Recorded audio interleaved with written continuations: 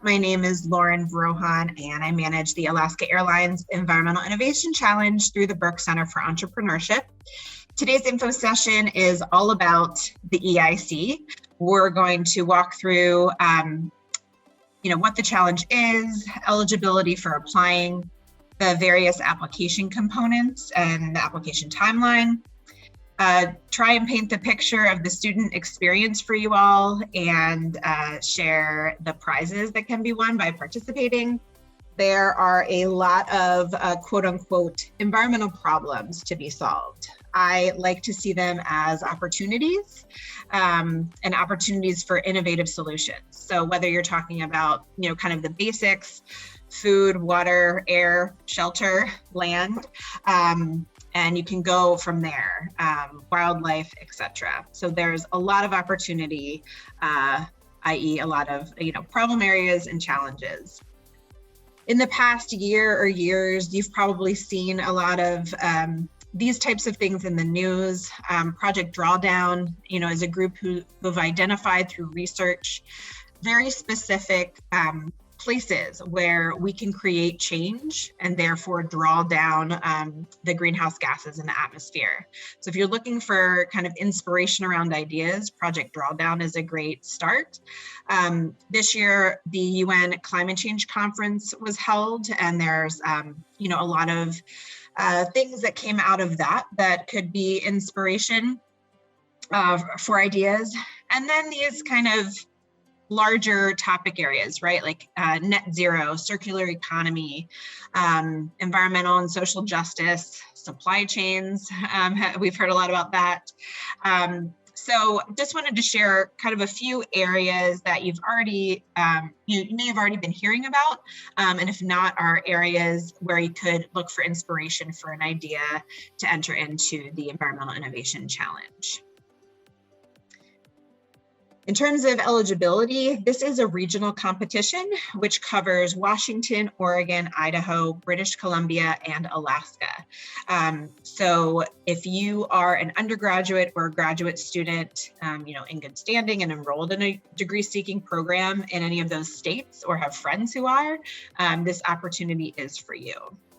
If you graduated this past summer quarter, you're still eligible. We consider, summer through spring as our academic year in terms of eligibility for the competition.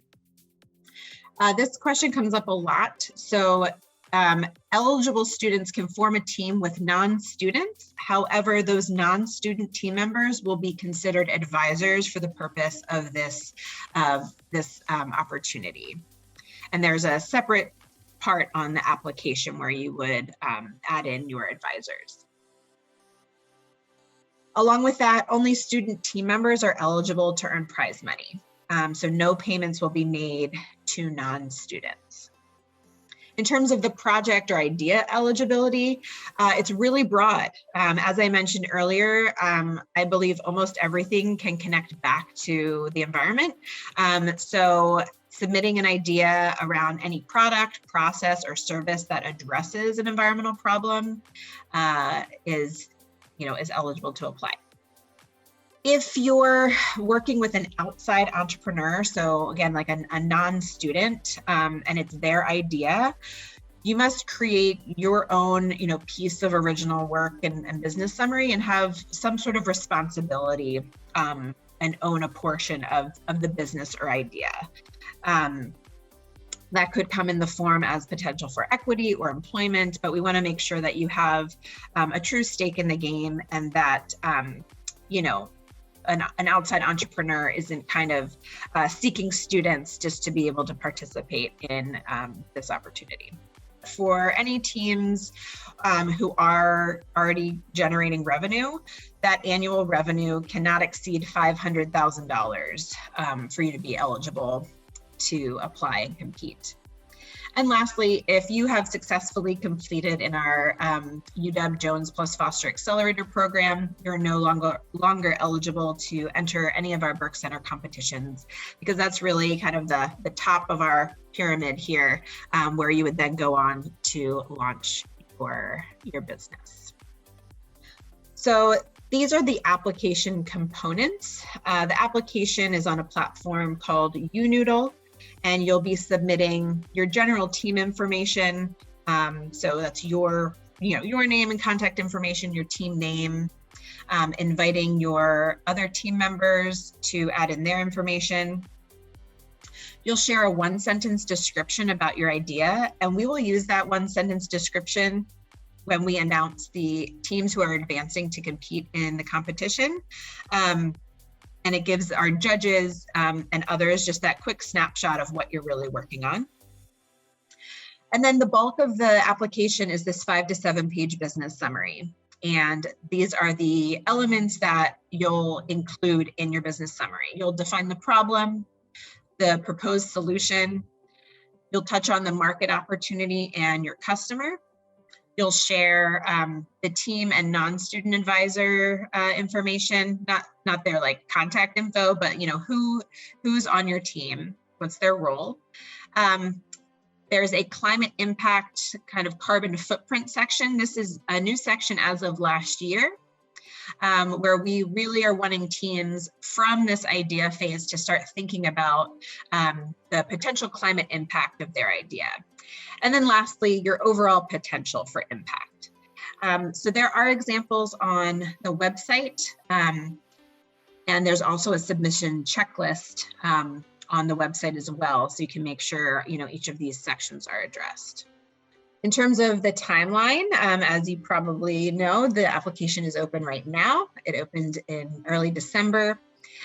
February 14th is the application deadline. That's Valentine's Day. So I've been saying to make the environment your Valentine this year. So after that, once the applications are submitted, we go through our screening round, where we send all the applications to a group of judges with a variety of backgrounds, some, an entrepreneurial background, some more of environmental and industry specific background. And they score each application.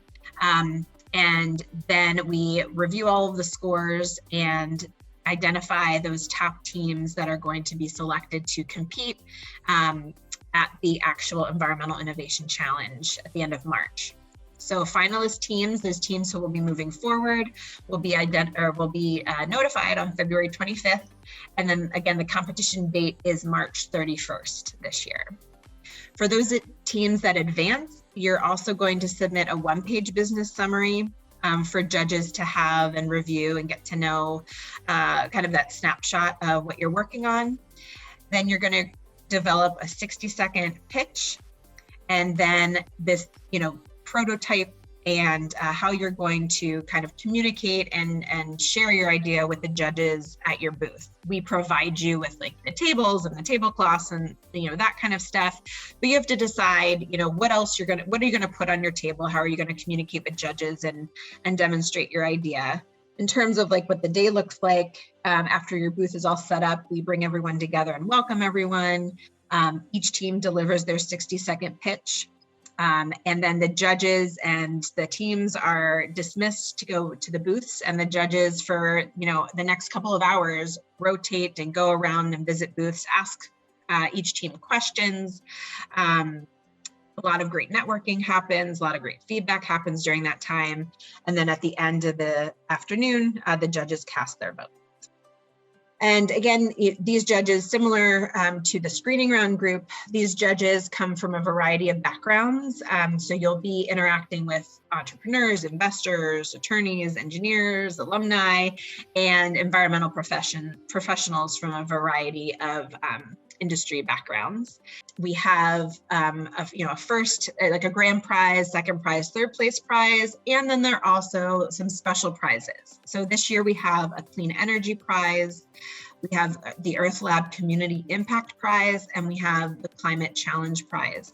And the description for each of these is listed on our website under prizes. So you can read through those descriptions and see if your idea, has a chance to fit under any of these. And again, regardless of whether you win actual prize money or not, you all will walk away with feedback, connections, and a great experience from interacting with judges and seeing what other teams are working on. We also have a Discord channel, and there's a specific environment channel within it where you can connect with other students interested in environmental innovation, and also gain some inspiration for ideas and find team members. And then for those teams who are selected to advance and compete at the EIC, we will host a virtual resource night where we will go over all the details to help you prepare for competing that day. We also host a pitch workshop, which has been phenomenal. We invite a handful of specific pitch coaches, divide you up in groups, and you work within your small group with that pitch coach. And it's truly amazing to see the growth from that pitch workshop, even like during the pitch workshop, but then from the workshop to the actual event. So I encourage you to start your application now.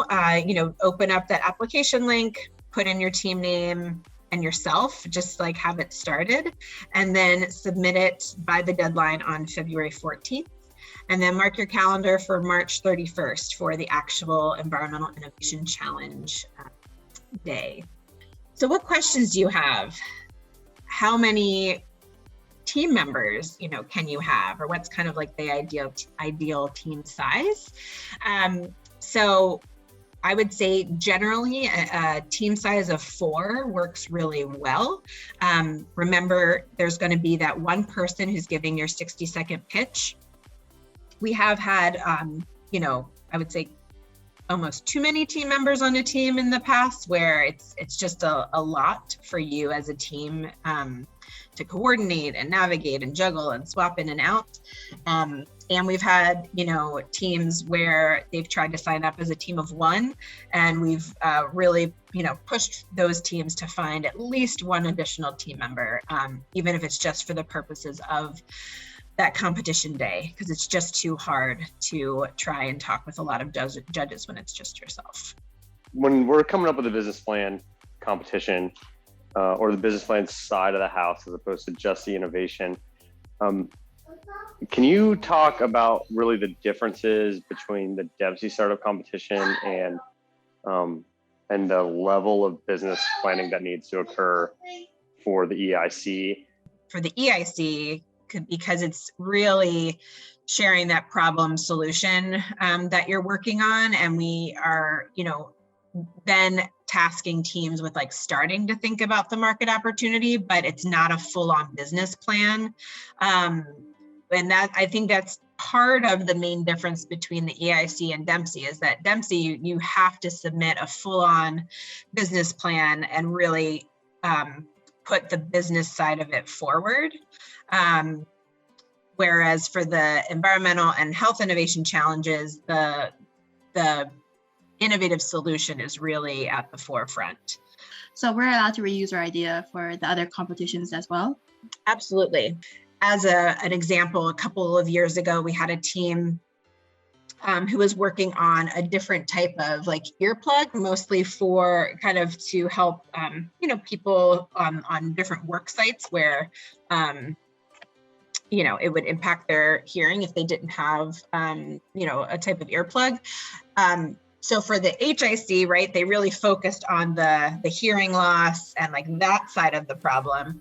For the EIC, they focused on, the fact that the product was made out of recycled materials and more of like the waste issue versus the hearing loss issue, if that makes sense. So you're just, whichever competition you're applying to, if your idea, fits within the parameters of the focus, you're going to just be, making sure that you're putting, that focus forward, if that makes sense. To your question around like how innovative does it have to be?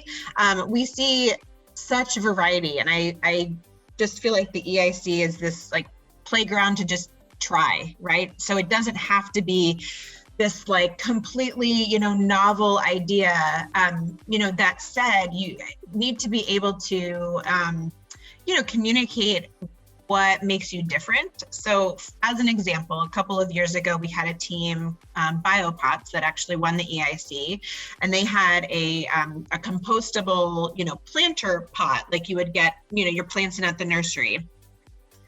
And, some judges were like, well, wait a minute, I can go on Amazon right now and there are plenty of compostable pots, right? So what makes yours different? Well, the differentiator was the material that they were using. So they were using spent grain from the beer making process that otherwise would have just gone, to waste or to, down a different, disposal path. And they were using that as the material, to create this pot.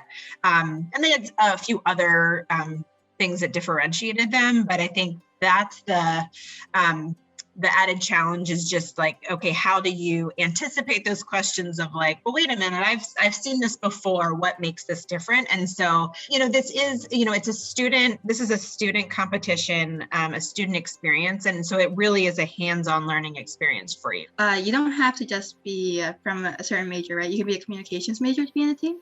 Absolutely. And, I don't think that was something that, was explicitly clear in that kind of eligibility slide. So, I mentioned it's open to both undergrad and grad students, but that also means any major discipline, school. So yes, I mean, in an ideal, scenario, you have team members from different disciplines, right? Because to really address these environmental, challenges, we need skill sets from everywhere. Communications, engineering, data scientists, all of it.